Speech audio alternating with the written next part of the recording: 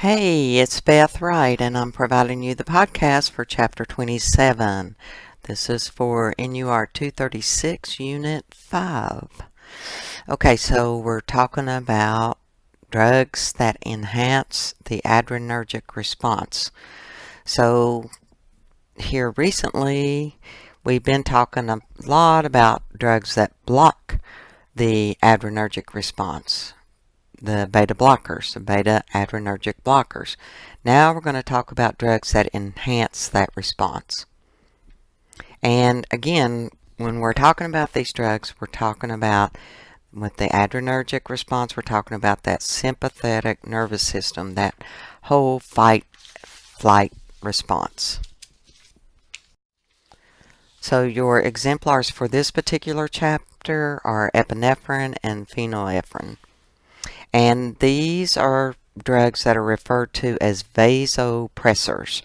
So think about that when we have drugs that press the vessels. If you think about it, they squeeze the vessels. Okay, so think about what's going to happen if the vessels are pressed or if we squeeze them, we're going to have vasoconstriction. And these drugs stimulate the nerves by mimicking the action of the neurotransmitters norepinephrine or stimulating its release. So these are adrenergic agonists. So just to keep that in mind. So these drugs affect the organs of the heart, the blood vessels, and the lungs. And it's dependent on the adrenergic receptor activated by the particular medication. We use these drugs a lot for anaphylaxis, so like your EpiPen that you've learned about. We use it for cardiopulmonary resuscitation, hypotension and shock, and nasal congestion. Seems minor compared to the other top three there, doesn't it? It's used as an emergency drug in the acute disorder of the heart, like a cardiac arrest, profound bradycardia, hypotension, and shock. Again, the goal is to keep the mean arterial pressure to 80 to 100 millimeters of mercury. So that's why we use the medication. And it can be used with the hemorrhagic or hypovolemic shock. It's also used for acute disorders of the pulmonary system, bronchial asthma, upper respiratory infections, and again as a decongestion for the nasal area.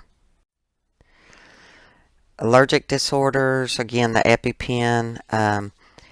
It's used also for inhibition of uterine contractions in preterm labor, anesthesia, adjuvant, and also topical skin mucous membranes, the EMLA that they use for numbing, and it can also be used with the eyes. So there's three different types of way that this medication works, or these medications work. They can work directly by altering the cell membrane permeability, and they can work indirectly and in a combination effect.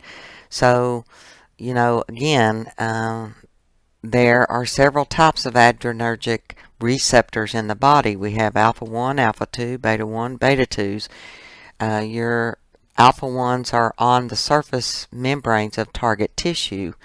Remember about your beta 1s and beta 2s. Beta 1 is your heart, so that's a way to remember that. Beta 2s affect the lungs, 2 lungs. So that's how you can kind of keep that in your mind. Here is the way that it exerts an indirect effect on the receptors. We have the norepinephrine that increases or we can actually have an inhibition of the norepinephrine.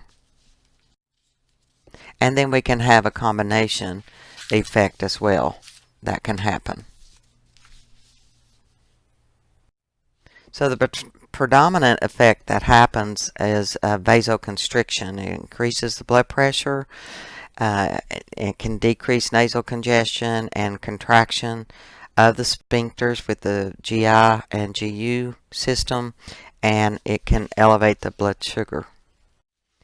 Can also do bronchodilation and vasodilation.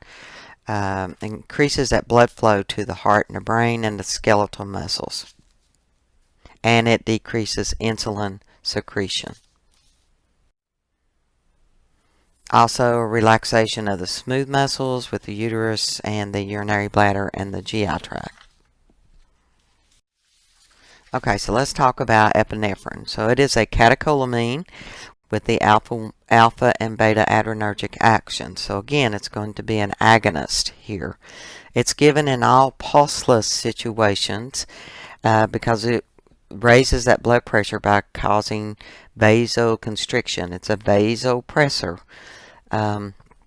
So that improves the coronary and the cerebral blood flow and increases the chance of survival. With bradycardic patients, the epinephrine can increase the heart rate by increasing the electrical activity in the myocardium, which unfortunately increases myocardial oxygen consumption as well. Again, this is often given in the cardiopulmonary resuscitation when it's a pulseless situation, and it constricts those peripheral blood vessels, which increases that blood flow to the heart and the brain, and it is the drug of choice for cardiac arrest in cases of non-ventricular tachycardia and fibrillation, such as asystole or pulseless electrical activity. It may save lives, but there are secondary health problems that can occur, such as elevated blood sugar, hypokalemia, and hypophosphatemia. And again, your fluid and electrolytes come to play again, doesn't it? It can also cause limb ischemia due to the profound vasoconstriction that happens. So we got to watch out with epinephrine. By raising the blood pressure and increasing the heart rate, we can cause myocardial ischemia and increasing angina and chest pain. So we got to be careful, since by definition people with systematic bradycardia who need epinephrine are people with a diseased myocardia, usually coronary artery disease. We've got to watch out for that myocardium oxygen demand as well, and patients who are taking digitalis are more likely to have toxic side effects if they receive this medicine. Now, phenylephrine or neosynephrine, you've heard about that. That's over-the-counter drugs that can be used for the nasal congestion, and this is your other exemplar. It acts on the adrenergic receptors, the alpha adrenergic receptors, and it produces the vasoconstriction in this area. Black box warning for perennial use of this. Other uses is local application, also for nasal decongestion, and also for eye drops as well, mydriatic effect.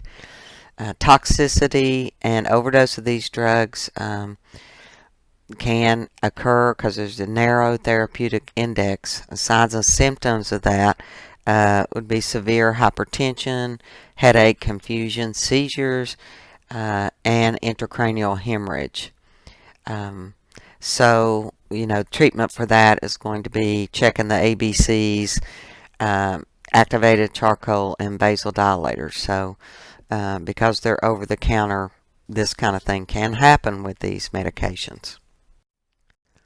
Contraindications for these medicines: cardiac dysrhythmias, angina, hyperthyroidism, narrow angle glaucoma, hypertension, cerebral vascular disease, let's see, hypersensitivity, of course. Also during second stage of labor, it's not recommended.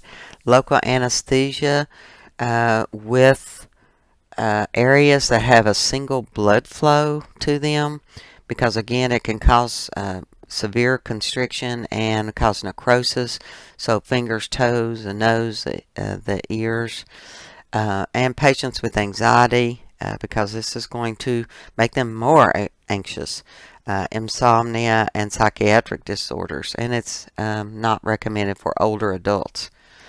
Also, MOA inhibitors and adrenergics together are considered contraindicated. The choice of drug dosage and route is going to depend on why it's being used. IV if it's a cardiac arrest or severe hypotension, any kind of circulatory or anaphylactic shock. And of course the dose must be individualized.